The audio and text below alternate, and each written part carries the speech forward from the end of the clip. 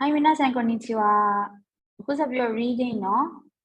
reading ရဲ့ မွန်တိုင်းနည်းလေးကိုဆက်တတ်မယ်เนาะကဲမွန်တိုင်းနည်းကလည်း go format เนาะဒီလိုမျိုး reading အတိုလေးတွေဒီ5မိနစ်နဲ့ဖတ်မယ် reading လေးเนาะကဲဒါဆိုရင်အောက်ကဥစ္စာကိုဖတ်တဲ့အခါမှာမိကုန်းကဗာမေးထားလဲဆိုရင်ခိရှာဝါစာရေးသူကဇာဆိုနီတိုင်းတဲ့ဇာဆိုနဲ့ပတ်သက်ပြီးတော့เนาะဇာဆိုဆိုတဲ့ဒီအရာဝတ္ထုရဲ့အပေါ်မှာဒိုနိုယောနာခန့်ကရဲ့ကိုဘလိုမျိုးထင်မြင်ချက်တွေကိုမွတ်တဲ့ယူကပိုင်ဆိုင်ထားပါတယ်လေဒါဆိုအမတို့ကသိရမှာဒီခန်းစီဇာဆိုးဆိုတာဘာအဓိပ္ပာယ်လဲပေါ့အကယ်မသိဘူးဆိုလဲကိစ္စမရှိဘူးเนาะဒါကြီးကိုမသိလို့ဆိုပြီးတော့အမတို့ကဒါဘာကြီးလဲဆိုပြီးတော့စဉ်းစားနေဖို့အချိန်လည်းမရှိတဲ့အတွက်အပေါ်ပဲအမတို့ကเนาะစာပိုက်ထဲမှာဒါဇာဆိုးနဲ့ပတ်သက်ပြီးသူရေးထားမှာပေါ့เนาะတကယ်လည်းဇာဆိုးကဇာဆိုတာဖူဖူဇာဆိုရဲ့ရှုပ်ထွေးတော့ဆိုတဲ့เนาะဇာဆိုးကလာပြီးတော့เนาะဆိုးကကျတော့ဒါခုစမျက်ပင်နေရလာเนาะအဲ့တော့ဇာဆိုးဆိုတာတကယ်လည်းပြောရင်မျက်ရိုင်းပင်တွေကိုပြောတာရှုပ်ထွေးနေတဲ့မျက်တွေဆိုတော့မျက်ရိုင်းပင်တွေကိုပြောတာဆိုတော့ဒီစာဆိုးနဲ့ပတ်သက်ပြီးတော့စာရေးသူဘာတွေထင်မြင်ချက်တွေကိုသူကင်ထားရလဲပေါ့နော်ဘယ်လိုထင်မြင်ချက်တွေကိုရှိရလဲပေါ့ဟုတ်ပြီဒါဆိုအမတို့ကဆက်ပြီးတက်ပြီးတော့အပေါ်မှာဖတ်မယ်နော်ခနာယာနီနာရန်ဒေတို့ပန်းဆိုင်မှာတန်းစီထားတဲ့ဥစုခုရှိဟာနာဝလှပတဲ့ပန်းလေးတွေကဝါတာရှိတာချိနိုမဲကိုကျွန်တော်တို့ရဲ့မျက်လုံးကိုပေါ့နော်တာနိုရှိမစေတဲ့ကူရဲမှာပျော်ရွှင်အောင်လုပ်ပေးတယ်ဆိုတော့ကျွန်တော်တို့မျက်လုံးကိုပျော်ရွှင်အောင်လုပ်ပေးတယ်ဆိုတော့မြင်ရင်စိတ်ချမ်းသာစီလေးပေါ့နော်အဲ့လိုမျိုးကြည့်လိုက်တဲ့အခါမှာစိတ်ပျော်ရွှင်မှုလေးတွေကိုပေးပေမဲ့လည်းမိချီဘာတာနီလမ်းဘေးမှာစက်ခုပွင့်နေတဲ့ဇာဆိုဝါဒိုးတဲ့ရှောအဲ့ဒီမျက်ရိုင်းပင်နေရအောင်ဘယ်လိုပါလဲနဲ့ခီတိုနိုမဲကိုတာနိုရှိမစေလူခုတို့ကတေခိနိုင်လူတွေရဲ့နော်အမြင်အာရုံကိုလူတွေကြည့်လိုက်တဲ့အခါမှာပျော်ရွှင်မှုကိုမပေးနိုင်တဲ့မူယောနာမို့လို့အသုံးမဝင်တဲ့အရာနာနော်တဲ့ရှောကအသုံးဝင်တဲ့အရာတွေများလာတဲ့ဒါဆိုပထမတစ်လိုက်မှာသူကဇာဆိုးနဲ့ပတ်သက်ပြီးဘာမှမရေးထားသေးဘူးဆိုတော့အောက်ကမေးခွန်းကိုဖြေဖို့အတွက်ဒီပထမတစ်ပိုက်မှာအဖြေမရှိဘူးသူကမေးခွန်းကြီးပဲအရင်ဆုံးမေးလိုက်တဲ့သဘောကြီးเนาะဒီဇာဆိုးဆိုတဲ့မြိုင်းပင်တွေကလူတွေကိုကြည့်လိုက်တဲ့အခါမှာပျော်ရွှင်ဖို့ကိုမပေးနိုင်တဲ့အသုံးမဝင်တဲ့အရာလားပေါ့ဟုတ်ပြီဒါဆိုရင်အဖြေဒီအမတို့သိရမှာဒုတိယတစ်ပိုက်နဲ့ဒီအောက်ဆုံးတစ်ချောင်းမှာရှိတော့တယ်ဒါဆိုဖတ်မယ်တန်ဘိုနာဒိုနော်ဒိုတဲတန်ဘိုဆိုတာကเนาะလေခွင်းပေါ့เนาะကောက်ပုတ်ပြီးနေပေါ့အစရှိတဲ့ဖြင့်အဲ့ဒီဒိုတဲဒီကြီးခန်းကြီးနဲ့တဲ့ခန်းကြီးနဲ့အောက်မှာအဓိပ္ပာယ်ရေးထားတယ်ခါဝါရတောက်နော်ခါမဟုတ်တမယ်နီနော်ဆိုတော့မြစ်တွေလေကွင်းတွေကိုခါမဟုတ်ဆိုတာတကယ်ပြောရင်ဟိုပေါ့နော်ရှံမထွက်အောင်ဘေးကနေကာကွယ်ပေးထားတာလေကွင်းတွေမြစ်တွေကိုကာကွယ်ပေးဖို့အတွက်နော်ဝင်းရံပြီးကာကွယ်ပေးထားရဆိုတဲ့အဓိပ္ပာယ်ပေါ့နော်အဲ့လိုကာကွယ်ပေးဖို့အတွက်စစ်ချီကိုမိုရီအာဂွေတဲ့အာရုတို့ခို့လို့စစ်ချီမြေကြီးကိုနော်ညှင်ထားတဲ့အရာတဲ့နော်ဆိုတော့ဒါဘာပြောလဲဆိုတော့ဒိုတဲဆိုတာလေးကိုကန်တင်းရိုးလို့ပါလို့ပေါ့နော်ဒီမြစ်တွေဒီလေတွေရဲ့ဘေးမှာလို့နည်းမြေကြီးတွေကမြင့်လောက်ပြီးတော့ဒီညရိုင်းတွေကပေါက်လို့အဲ့ကန်တင်းရိုးပေါ့သူတို့ရေတွေပါရှမ်းတဲ့အခါမှာအပြေအောင်မထွက်ဘူးပေါ့နော်အဲ့လိုသဘောလုပ်ပြီးကန်တင်းရိုးတွေကိုဒိုတဲလို့ခေါ်တာဆိုတော့ဒီလေကွင်းတွေမှာအဲ့ဒီနော်ဒီကန်တင်းရိုးတွေမှာဟာရဲတဲ့ဤလို့ပေါက်နေတဲ့ဇာဆိုးကအဲ့ဒီညရိုင်းပင်တွေကမီတာမဲ့အမြင်ပေါ့မီတာမဲ့ဆိုကြည့်လိုက်တဲ့အပေါ်ရန်အမြင်ပေါ့နော်အပေါ်ရန်အမြင်ကတော့တဲ့ဂျီမိတဲမို့ဂျီမိနာဆိုတာမတောက်ပါဘူးလေကြည့်လိုက်လို့ရှိရင်ဂျီမိအယောင်လေးမှိန်နေနော်ကြည့်အယောင်ကမွဲ66လေးတွေနဲ့နော်ချိအဲ့လိုအယောင်မွဲ66ဖြစ်နေပေမဲ့လဲပေါ့ဒဲမို့ဆိုတော့အယောင်နေမွဲ66တွေဖြစ်နေပေမဲ့လဲချိကရဇယောခုအာတန်မာနဲ့နေကိုဟတ်တဲ့နေဆိုတာသူတို့အမြင့်နော်သူတို့ရဲ့အမြင့်တွေကိုဟတ်တဲ့ဆိုတာမြေကြီးထဲမှာကုတ်ထားတာဟုတ်ပြီနော်အမြင့်တွေကိုခန္ဓာမှာကုတ်ထားပြီးတော့စွတ်ချီကိုစကမိတူတူပဲမြေကြီးကိုစကမှုဆိုတာဖမ်းဆုပ်ထားတာဆိုတော့ဒီညရိုင်းပင်တွေကနော်အမြင်အာရုံအပေါ်ကကြည့်လိုက်ရင်ဂျီမိအယောင်နေမှိန်နေပေမဲ့လည်းအားခိုင်မာနဲ့အမြင့်တွေကိုကုတ်ထားပြီးတော့နော်စွတ်ချီကိုစကမိနော်မြေကြီးကိုကုတ်ထားပြီးတော့ဒိုတဲကခူဇူရဲနိုင်ယောနီစတေမတ်ဒီကန်တင်းရိုးတွေခူဇူရဲလို့ဆိုတာပြိုကျတာကန်တင်းရိုးတွေမပြိုအောင်လို့သူတို့ကလုပ်ပေးထားတာတဲ့ဟုတ်ပြီနော်ဒီညရိုင်းပင်တွေကခိုင်းရှောယောနီမိုနာရာနိုင်တွေတဲ့ခိုင်းရှောယောဆိုတာလေတူတူပဲအမြင်လှစေတာလူတွေကြည့်လိုက်လို့ရှိရင်အမြင်လှတဲ့ဟာပန်းမျိုးပေါ့နော်အဲ့တော့ခိုင်းရှောယောနီမိုနာရာနိုင်ဆိုတော့အမြင်မလှဘူးအမြင်လှဖို့လည်းမဖြစ်နိုင်ဘူးဆိုပြီးတော့တိုအစ်တဲ့အဲ့လိုပြောပြီးတော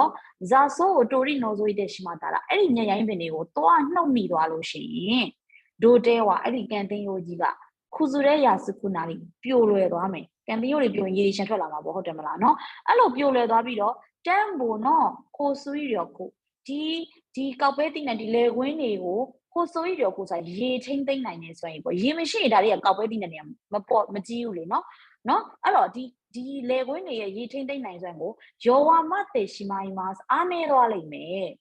ဟုတ်ပြီနော်ဆိုတော့ဒီတော့ဒုတိယလိုက်မှာသူဘာပြောလဲဒီနေရိုင်းပင်နေဒီအလဟတ်သက်အပင်နေမဟုတ်ဘူးဆိုတဲ့သဘောကိုသူပြောချင်တာဟုတ်ပြီနော်ဒီအောက်ဆုံးကြောင်းလေးကိုကြည့်ရင်အမတို့အဆင်ပြေလိမ့်မယ်ဇာဆိုတိုရီနော်ဆိုတဲ့ရှိမှတာရာဒိုတဲဝါခူဇူရဲယာစုခုနာရီတန်ဘိုနော်ခိုဆူရီရခုမို့ယောဝါမတေရှိမိုင်းမဆိုတဲ့ဒီကြောင်းလေးကိုမတို့သိတယ်နဲ့ဒါဆိုရင်ဒီဇာဆိုဆိုတာဒီအလဟတ်သက်အပိုပစ္စည်းအပိုပန်းပင်တခုမဟုတ်ဘူးဒါဆိုရင်အောက်ဆုံးတစ်ကြောင်းမှာသူကဘာရေးထားလဲဆိုရင်ရှော့ခုဘုတ်စကယူယောကဒိုကယူယောဆိုအသုံးဝင်လာပေါ့နော်ဆိုတစ်ပင်ပန်းပန်းနေအသုံးဝင်လာဘယ်လိုလဲဆိုတာမိတမေခါရဝအပေါ်ရန်အမြင်ကနေတော့ဝါကာရနိုင်တော့ဒေဝနိုင်တရှောကနော်အပေါ်ရန်အမြင်နဲ့ကတော့နားမလည်တော့ဘူးမဟုတ်လားကဲဒီမှာမတို့က main point ကဘာလဲဆိုလို့ရှိရင် main point ကအောက်ဆုံးပိုင်းလေးကဲဒါဆိုအဲ့ဒီအောက်ဆုံးပိုင်းလေးကို notes အနေနဲ့အမှမှတ်စေခြင်းနဲ့ဘာရေးထားလဲဆိုလို့ရှိရင်เนาะကျွန်တော်တင်နေဆိုတော့ဒီအောက်ဆုံးပိုင်းလေးမှာသူပြောထားတဲ့နော်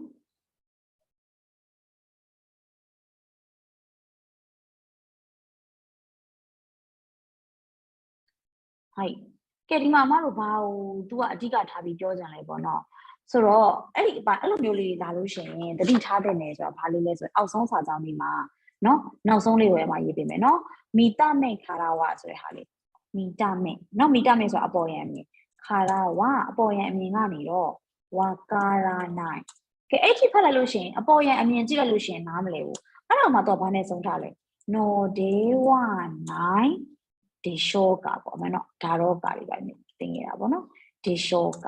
စာမေးပွဲမှာပေါ့ဟုတ်ပြီနော်အဲ့လိုမျိုးနော်ဒေဝနိုင်ဒီရှောကလို့လာလို့ရှိရင်အဲ့နော်ဒေဝနိုင်ဒီရှောကကြီးတွေကမဟုတ်လားဆိုတဲ့အဓိပ္ပာယ်နော် main point ကသူ့ရဲ့အရှိမရှိမှာဟုတ်ပြီနော်နော်ဒေဝနိုင်ဒီရှောကနဲ့ရေးထားတဲ့ sentence ရဲ့ main point ဒီအဲ့နော်ဒေဝနိုင်ဒီရှောကကြီးကဲ့ရဲ့စာကြောင်းမှာပဲအဖြေကပါမှာဆိုတော့အခုဒီမှာအဖြေကမိတမေခါရဝဝကာရနိုင်ဆိုတာအဖြေဟာလေ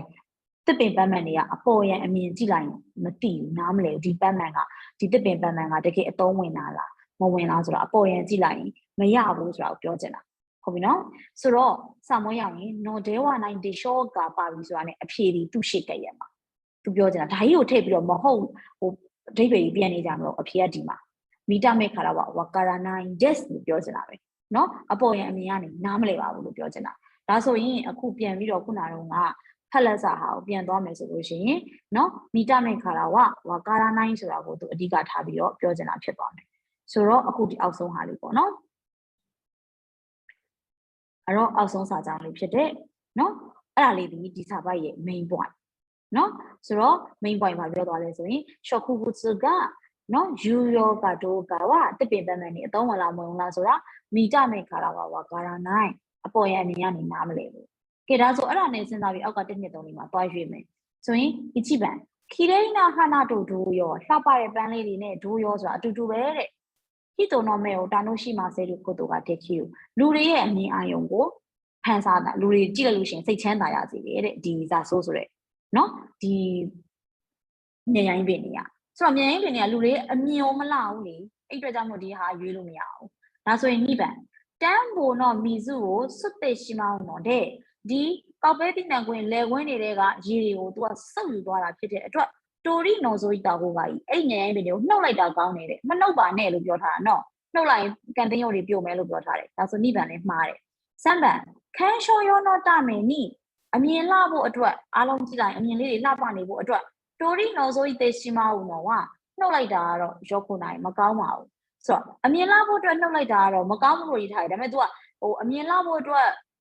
သွားထုတ်လိုက်မယ်ဆိုဒုက္ခရောက်မယ်ဆိုတဲ့သဘောမျိုးနဲ့ပို့ရေးထားတော့ဒါလေးကလည်းအကျဉ်းများဖြင့်မှန်နိုင်သလားပေါ့တစ်ချက်စဉ်းစားမယ်ဒါဆိုအောက်ကရုံးပန်လေးရောကြည့်လိုက်နောက်ခုတေမိုရောဆဆိုးနေမီရဲ့တေမိုဒီပန်းဒီမြက်ပင်တွေမရှိလဲပဲအဆင်ပြေတယ်လို့ထင်ရပေမဲ့လည်းဂျူယောနာရခိုးဝါရီကလို့သူ့မှာအရေးကြီးတဲ့ရခိုးဝါရီတာဝန်ဝတ္တရားလှုပ်ဆောင်ချက်သူ့မှာရှိတယ်ဆိုတဲ့အတွက်အမှန်ဆုံးကတော့ရုံးပန်သူမရှိရင်လည်းအဆင်ပြေတယ်လို့မြင်ရပေမဲ့လည်းကြည့်လိုက်နေတိုင်းနေဆိုသူမရှိလဲဒါတွေအပင်တွေမရှိတယ်အဆင်ပြေမှာပဲလို့ထင်ရပေမဲ့လည်းသူ့မှာအရေးကြီးတဲ့ရခိုးဝါရီရှိတယ်ဘာရခိုးဝါရီလဲเนาะဒီ